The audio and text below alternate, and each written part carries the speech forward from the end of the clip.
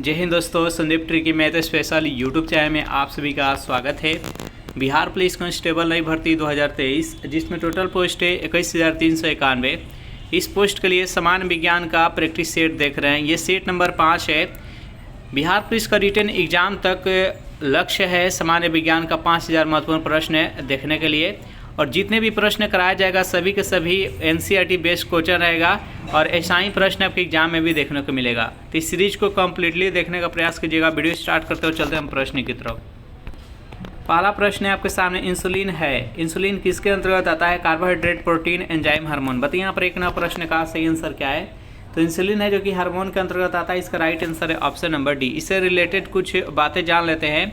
देखिए, इंसुलिन एक हार्मोन है और जो कि अग्नाशय के लैंगरहैंस की द्वीपिका की बीटा कोशिका द्वारा इसको बनाया जाता है। इंसुलिन के कमी से कौन सा रोग होता है? तो मधुमेह रोग होता है। और इंसुलिन का शरीर में क्या काम है? तो ग्लूकोज को ग्लाइकोजेन में बदल कर रुधिर शर्करा को यह नियंत्रित करता है, और इसी का नियंत्रित करने का काम इंसुलिन के द्वारा किया जाता है। इसी का कमी हो जाने के कारण से मधुमेह रोग यानी चीनिया रोग हो जाता है। अग्नाशय क्या है? तो अग्नाशय एक मिश्रित ग्रंथि के अंतर्गत आता है।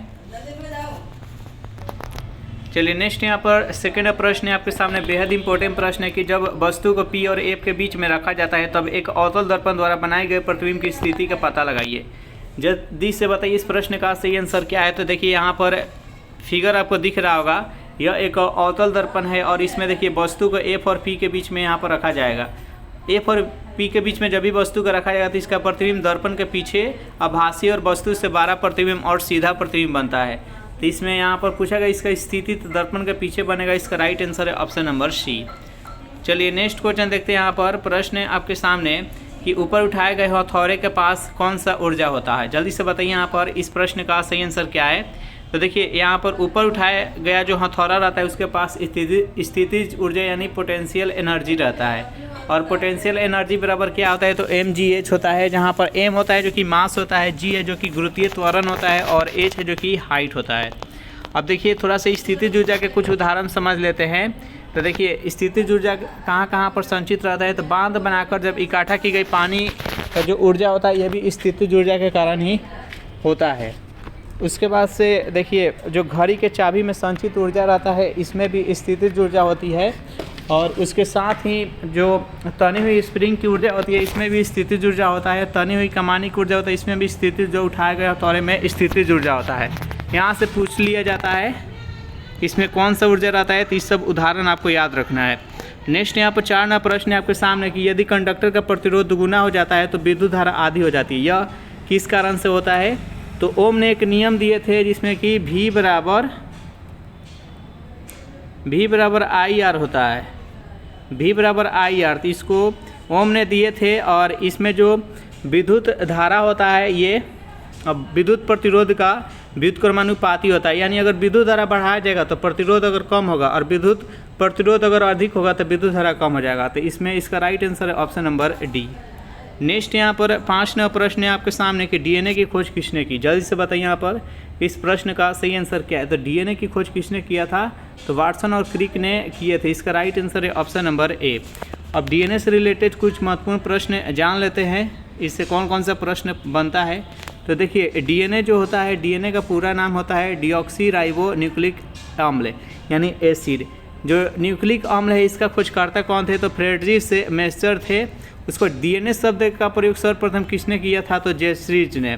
उसको डीएनए का जो डबल हेलिकल संरचना के खोजकर्ता किसके द्वारा किया गया? तो वाटसन और क्रिक के द्वारा किया गया था। और इससे रिलेटेड कुछ महत्वपूर्ण प्रश्न जान लेते हैं।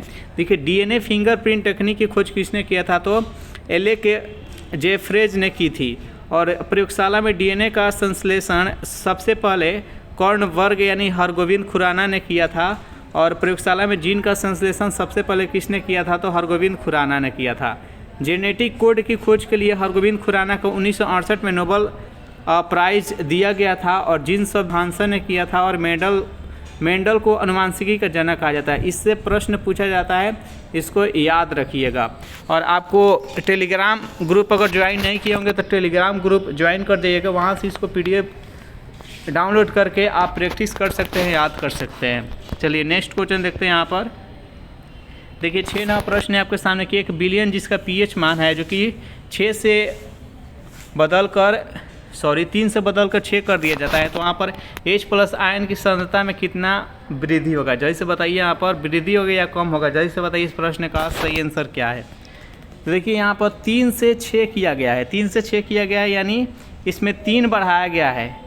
तो देखिए जितना बढ़ाया गया रहेगा उतने 10 के पावर करना है, यानी 3 बढ़ाया गया है तो 10 के पावर 3 हो जाएगा, यानी उसके हिसाब से सांद्रता में कमी आती है। तो यहाँ पर 10 के पावर कितना 3 हो जाएगा, 10 के पावर 3 यानी 1000 हो जाएगा, यानी 1000 गुना कम हो जाएगी सांद्रता H+ आयन की। तो इसका राइट आंसर है option number D. Next question देखते हैं यहाँ पर 7वां प्रश्न की वस्तु की प्रकृति जो कि उसे स्थिर या समान गति से गतिमान रहने के लिए प्रवृत्त करता है क्या कहलाता है? जड़त्व, बल, ऊर्जा और संवेग। बताइए यहाँ पर 7वां प्रश्न का सही आंसर क्या है? तो उसको हम जड़त्व कहते हैं। जो भी कैंडिडेट ऑप्शन नंबर ए के साथ जाने बिल्कुल ही सही जवाब है। इससे रिलेटेड कुछ महत्वपूर्ण प्रश्न जान लेते हैं। देखिए जड़त्व का कोई भी भौतिक राशि नहीं होता है और जिसका द्रव्यमान अधिक होता है उसका जड़त्व भी अधिक होता है। जड़त्व का नियम किसने दिया था? तो गैलीलियो ने दिया था। जड़त्व 2 प्रकार का होता है, गति का जड़त्व और एक विरामक का जड़त्व। गति को सर्वप्रथम गैलीलियो ने परिभाषित किया था और गति का नियम किसने दिया था? तो न्यूटन के द्वारा दिया गया था। गति का 3 नियम दिया गया था। और देखिए जड़त्व का नियम जो गैलीलियो ने दिया था, जिसे न्यूटन का गति का प्रथम नियम भी कहते हैं। और गति का जो पहला नियम है, यहाँ से जितने भी ये तथ्य बताया जा रहा है सभी के सभी महत्वपूर्ण है। अगर पूछा जाए कि बल का परिभाषा न्यूटन का किस नियम से मिलता है, तो न्यूटन के प्रथम नियम से बल का परिभाषा मिलता है। अगर बल का व्यंजन पूछा जाए तो न्यूटन का गति के द्वितीय नियम से बल का व्यंजन प्राप्त होता है, यानी फार्मूला। बल यानी फोर्स बराबर क्या होता है? तो ma होता है, यानी मास और त्वरण। यह कहाँ से प्राप्त होता है? तो ये इसका द्वितीय नियम से प्राप्त होता है। गति का तीसरा नियम बल के प्रकृति को बताता है, ये भी पूछा जाता है। और केपलर ने ग्रहों की गति संबंधित नियम दिए थे, इसको भी याद रखिए। केपलर के द्वारा ग्रहों की गति संबंधित नियम दिया गया था। चलिए नेक्स्ट यहाँ पर 8वां प्रश्न है आपके सामने कि बेंजीन में सिग्मा और पाई बॉन्ड की संख्या बताना है। जल्दी से बताइए यहाँ पर इस प्रश्न का सही आंसर क्या है? सिग्मा, सबसे पहले समझेंगे कि सिग्मा किसको कहते हैं और पाई बॉन्ड किसे कहते हैं। बेंजीन का ये संरचना आप देख रहे होंगे और इसका अणु सूत्र होता है C6H6। इसमें 6 कार्बन होता है और 6 हाइड्रोजन होता है। और देखिए सिग्मा किसको कहते हैं? तो सिग्मा एकल बंध को सिग्मा कहा जाता है और पाई बॉन्ड द्विबंधन को यानी डबल बॉन्ड को पाई कहा जाता है। और देखिए एक डबल बंध में एक पाई बंध होता है और एक सिग्मा होता है। इस प्रकार से काउंट करते हैं हम।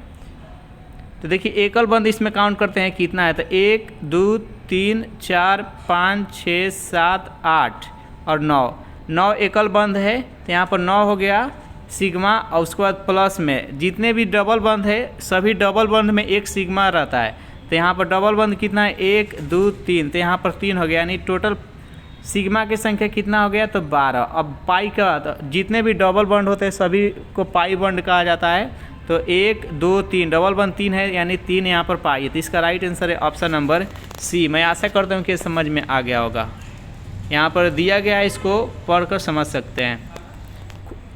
बेंजीन का खोज किसने किया था? तो माइकल फैराडे ने किया था। सबसे सरल एरोमेटिक हाइड्रोकार्बन बेंजीन को कहा जाता है, इसको याद रखिएगा। सभी आपको PDF में मिल जाएगा। नेक्स्ट यहाँ पर 9वां प्रश्न है आपके सामने कि 0.5 kg द्रव्यमान वाले गेंद की वेग को 4 मीटर प्रति सेकेंड है और गेंद के पास गतिज ऊर्जा कितना होगा? जैसे बताइए यहाँ पर इस प्रश्न का सही आंसर क्या है। देखिए एक गेंद है जिसका द्रव्यमान आधा kg है और उसका वेग जो है वो 4 मीटर प्रति सेकेंड है। इसका गतिज ऊर्जा बताना है। गतिज ऊर्जा बराबर यानी काइनेटिक एनर्जी बराबर क्या होता है? तो 1/2 mv² होता है, ये फार्मूला होता है। यहाँ पर 1/2 हो गया। उसका मास कितना है? तो 0.5, तो यहाँ पर 0.5 हो गया। और इसका वेग कितना है? तो 4 है, तो 4 का स्क्वायर होगा 4 × 4। इसको जब सॉल्व कीजिएगा तो 4 जूल निकल कर आएगा। तो इसका राइट आंसर है ऑप्शन नंबर बी। चलिए नेक्स्ट क्वेश्चन देखते हैं। यहाँ पर 10वां प्रश्न है आपके सामने कि जब प्रकाश की एक किरण एक सघन माध्यम से विरल माध्यम में यात्रा करती है तो यह किस दिशा में मुड़ती है? जल्दी से बताइए यहाँ पर इस प्रश्न का सही आंसर क्या है। तो देखिए यहाँ पर जो ये नीचे की तरफ है ये है जो कि सघन माध्यम है, जो कि वाटर है, और ऊपर जो है इसके ऊपर ये एयर है, हवा है। तो यहाँ पर बोला गया है कि जब सघन माध्यम से विरल माध्यम में जाएगा, सघन माध्यम यानी वाटर को सघन माध्यम कहा जाता है और जो एयर है इसको विरल माध्यम कहा जाता है। तो जब सघन माध्यम से विरल माध्यम में प्रकाश जाएगा तो वह ये अभिलंब है, अभिलंब से ये दूर भागेगा, और जब विरल माध्यम से सघन माध्यम में जाएगा तो अभिलंब के नज़दीक आएगा। तो यहाँ पर पूछा गया है क्या कि सघन माध्यम से विरल माध्यम में जाएगा तो उसमें क्या परिवर्तन होगा, तो अभिलंब से वह दूर जाएगा। तो देखते हैं, इसका राइट आंसर हो जाएगा ऑप्शन नंबर सी, अभिलंब से दूर जाएगा और इसका गति भी बढ़ जाएगा। नेक्स्ट क्वेश्चन देखते हैं। यहाँ पर 11वां प्रश्न है आपके सामने। जितने भी प्रश्न कराए जा रहे हैं सभी के सभी बेहद इम्पोर्टेंट है। प्रश्न है कि प्लूटोनियम न्यूक्लाइड यहाँ पर जो दिया प्लूटोनियम, जिसका परमाणु द्रव्यमान है जो कि 242 दिया गया है और परमाणु संख्या 94 है, कि नाभिक में न्यूट्रॉनों की संख्या ज्ञात करना है। तो देखिए परमाणु द्रव्यमान बराबर क्या होता है, तो परमाणु द्रव्यमान बराबर होता है न्यूट्रॉनों की संख्या प्लस परमाणु संख्या। तो यहाँ पर न्यूट्रॉनों की संख्या ज्ञात करना है, परमाणु द्रव्यमान 242 हो गया और यहाँ पर परमाणु संख्या है जो कि 94 है, न्यूट्रॉनों की संख्या n है। अब ये 242 में से 94 माइनस होगा तो कितना हो जाएगा 148। इसका राइट आंसर हो जाएगा option number B. Next question देखते हैं। यहाँ पर 12वां प्रश्न है कि दूध किसका खराब स्रोत है। जल्दी से बताइए यहाँ पर इस प्रश्न का सही आंसर क्या है। तो दूध है जो कि विटामिन सी का खराब स्रोत है। देखिए दूध में विटामिन सी भी होता है, लेकिन जैसे ही हम दूध को गर्म करते हैं वहाँ से विटामिन सी है जो कि गर्म करने के साथ ही नष्ट हो जाता है। इस प्रश्न का आंसर है वो ऑप्शन नंबर सी हो जाएगा। नेक्स्ट यहाँ पर 13वां प्रश्न है आपके सामने कि पुलिस द्वारा नशे में गाड़ी चलाने वाले की सांस की जांच के लिए फिल्टर पेपर पर क्या होता है। जल्दी से बताइए यहाँ पर इस प्रश्न का सही आंसर क्या है। चारों ऑप्शन देखिए, जो भी कैंडिडेट ऑप्शन नंबर ए के साथ जा रहे हैं यानी पोटेशियम डाइक्रोमेट सल्फ्यूरिक अम्ल बता रहे हैं, बिल्कुल ही सही जवाब है। चलिए नेक्स्ट क्वेश्चन देखते हैं। यहाँ पर 14वां प्रश्न है कि चूने का पानी किसके द्वारा दूधिया हो जाता है। जल्दी से बताइए यहाँ पर इस प्रश्न का सही आंसर क्या है। तो देखिए चूने का जो पानी है यह किसके द्वारा दूधिया होता है, तो CO2 के कारण होता है, यानी कार्बन डाइऑक्साइड के द्वारा होता है। इसका राइट आंसर है ऑप्शन नंबर बी। नेक्स्ट यहाँ पर 15वां प्रश्न है आपके सामने कि पेट्रोल तथा डीजल के अधूरे जलने से उत्पन्न होती है। जब पेट्रोल और डीजल अधूरा जलता है इससे क्या उत्पन्न होता है। जल्दी से बताइए यहाँ पर इस प्रश्न का सही आंसर क्या है। तो जब अधूरा जलता है ना तो वहाँ से कार्बन मोनोऑक्साइड उत्पन्न होता है। इसका राइट आंसर है option number C. Next question देखते हैं। यहाँ पर 16वां प्रश्न है कि यूरिया में उपस्थित होने वाला तत्व कौन कौन सा होता है। जैसे बताइए यहाँ पर इस प्रश्न का सही आंसर क्या है। यूरिया में कौन कौन सा तत्व उपलब्ध होता है। तो देखिए उसमें कार्बन होता है, हाइड्रोजन होता है, नाइट्रोजन, ऑक्सीजन होता है। इसका अणु सूत्र क्या होता है, यहाँ पर संरचना देख सकते हैं। ये है जो कि यूरिया का संरचना है और यहाँ पर देख सकते हैं ये ऑक्सीजन है, कार्बन है, हाइड्रोजन है, नाइट्रोजन है। और यूरिया के बारे में थोड़ा सा जान लेते हैं। यूरिया दुनिया का पहला संश्लेषित कार्बनिक पदार्थ है जिसे बुहलर ने संयोगवश से बनाया था। इसको याद रखिएगा। सर्वप्रथम यूरिया को किसने बनाया था, ये पहला संश्लेषित प्रयोगशाला में बनाया गया पहला ये कार्बनिक पदार्थ है यूरिया, याद रखिएगा। और जिसे किसने बनाया था, तो बुहलर ने बनाया था। नेक्स्ट क्वेश्चन देखते हैं। यहाँ पर 17वां प्रश्न है कि निम्नलिखित में से कौन सा ऊष्मा का सबसे खराब चालक है। बताइए यहाँ पर इस प्रश्न का सही आंसर क्या है। अगर ऊष्मा का सबसे खराब चालक पूछा जाए तो यहाँ पर शीशा हो जाएगा। इसका right answer option number A. और सबसे अच्छा चालक कौन सा होता है, तो Ag यानी चांदी। तो इसका राइट आंसर है ऑप्शन नंबर ए। और सबसे अच्छा चालक कौन सा है, तो चांदी हो जाएगा, चांदी। नेक्स्ट यहाँ पर 18वां प्रश्न है आपके सामने कि कोशिका की खोज किसने की थी। जल्दी से बताइए इस प्रश्न का सही आंसर क्या है। कोशिका का खोज किसने किया था। तो कोशिका का खोज 1665 ईस्वी में रॉबर्ट हुक के द्वारा किया गया। इसका right answer option number B. और इससे रिलेटेड कुछ महत्वपूर्ण प्रश्न बनता है, सभी को जान लेते हैं। देखिए रॉबर्ट हुक जो थे ये मृत कोशिका और कोशिका भित्ति हो गया और मृत कोशिका दोनों का खोज किसने किया था, तो रॉबर्ट हुक ने 1665 ईस्वी में किया गया थे। ल्यूवेन हक थे जो कि जीवित कोशिका, आरबीसी और बैक्टीरिया और स्पर्म, ये चारों का खोज किसने किया था, ल्यूवेन हक ने। किसका, तो जीवित कोशिका, आरबीसी का, रेड ब्लड सेल और बैक्टीरिया यानी जीवाणु और स्पर्म, ये चारों का खोज किसने किए थे? तो ल्यूवेनहॉक किए थे। रॉबर्ट ब्राउन है जो कि न्यूक्लियस ऑफ सेल यानी कोशिका का केंद्र का खोज किसने किया था? तो रॉबर्ट ब्राउन ने किए थे। एलेक जेफ्रेज ये किसका खोज किए थे? तो डीएनए फिंगरप्रिंट का खोज किसने किया था? एलेक जेफ्रेज किए थे। वैक्सीन है जो कि सबसे पहले जो टीका था स्मॉल पॉक्स यानी चेचक का टीका खोज किसने किया था? एडवर्ड जेनर ने। और एंटीबायोटिक का खोज किसने? एलेक्जेंडर फ्लेमिंग ने एंटीबायोटिक का खोज किया था। ये सभी महत्वपूर्ण प्रश्न है, यहाँ से प्रश्न एग्जाम में पूछा जाता है, तो ये सब कुछ आप याद कर लीजिएगा। आपको टेलीग्राम पर पीडीएफ के रूप में ये मिल जाएगा, वहाँ से डाउनलोड कर सकते हैं और टेलीग्राम का लिंक इसी वीडियो के नीचे डिस्क्रिप्शन में मिलेगा। 19वां प्रश्न है कि इलेक्ट्रॉन की खोज के लिए जे थॉमसन को नोबेल पुरस्कार कब मिला था? जल्दी से बताइए यहाँ पर इस प्रश्न का सही आंसर क्या है। तो देखिए, इलेक्ट्रॉन के खोज के लिए जे थॉमसन को नोबेल पुरस्कार 1906 में मिला था और इसका राइट आंसर है ऑप्शन नंबर सी। थोड़ा सा इसके बारे में डिटेल्स में जान लेते हैं। देखिए, जे थॉमसन के द्वारा इलेक्ट्रॉन का खोज कब किया गया था? तो 1897 में किया गया था, लेकिन नोबेल पुरस्कार कब मिला था? तो 1906 में मिला था। गोल्डस्टीन थे, ये किसका खोज किए थे? तो प्रोटॉन का खोज किए थे, केनाल किरण का खोज किए थे, एनोड किरण का खोज किए थे। और इस सब खोज कब किए थे? तो 1886 ईस्वी में किए थे। उसके बाद से जेम्स चैडविक थे जो कि न्यूट्रॉन का खोज किए थे। परमाणु का अगर नाभिक पूछा जाए तो अर्नेस्ट रदरफोर्ड ने परमाणु के नाभिक का खोज किए थे और डेनियल रदरफोर्ड थे जो कि नाइट्रोजन का खोज किए थे। और एक्सरे का पूछा जाए तो विलियम रंटजेन है जो कि एक्सरे का खोज किए थे। द्रव्यमान संरक्षण का नियम किसने दिया था? तो लेवोसियर थे जो कि द्रव्यमान संरक्षण का नियम दिए थे। और जोसेफ प्राउस्ट जो कि स्थिर अनुपात का नियम दिए थे। जॉन डाल्टन थे जो कि परमाणु सिद्धांत दिया था 1808 ईस्वी में। उसके बाद से हेनरी कैवेंडिश थे जो कि हाइड्रोजन का खोज किए थे। और जो गुरुत्वाकर्षण नियतांक होता है जी, उसका खोज किसने किया था? तो हेनरी कैवेंडिश थे। गुरुत्वाकर्षण नियतांक जो जी है 6.67 ये रहता है, इसका भी मान कौन दिए थे? तो हेनरी कैवेंडिश ने दिए थे। चलिए नेक्स्ट क्वेश्चन देखते हैं। यहाँ पर 20वां प्रश्न है कि यकृत और मांसपेशियों में ऊर्जा जमा होता है। जल्दी से बताइए यहाँ पर इस प्रश्न का सही आंसर क्या है, किस रूप में होता है? तो यकृत जिसको लीवर बोलते हैं और मांसपेशियों में ऊर्जा जो जमा होता है वो ग्लाइकोजन के रूप में होता है। जो भी कैंडिडेट ऑप्शन नंबर डी के साथ जा रहे हैं बिल्कुल ही सही जवाब है।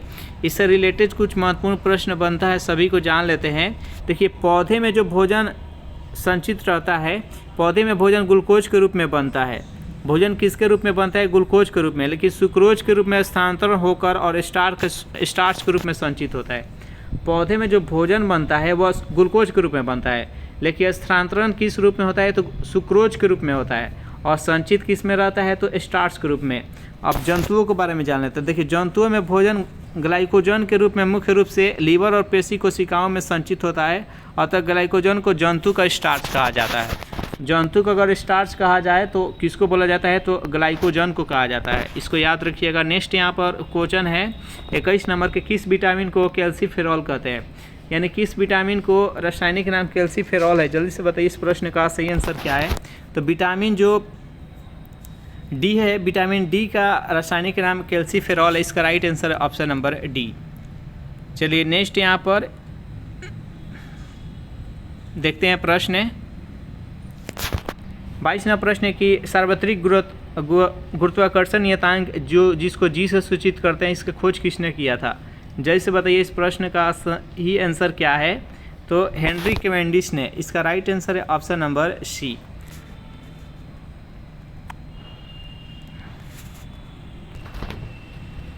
तेईसवां प्रश्न है कि प्रकाश संश्लेषण का सह उत्पाद क्या है? जैसे बताइए यहाँ पर इस प्रश्न का सही आंसर क्या है। देखिए, प्रकाश संश्लेषण जो होता है इसमें क्या बनता है? तो C6H12O6 बनता है।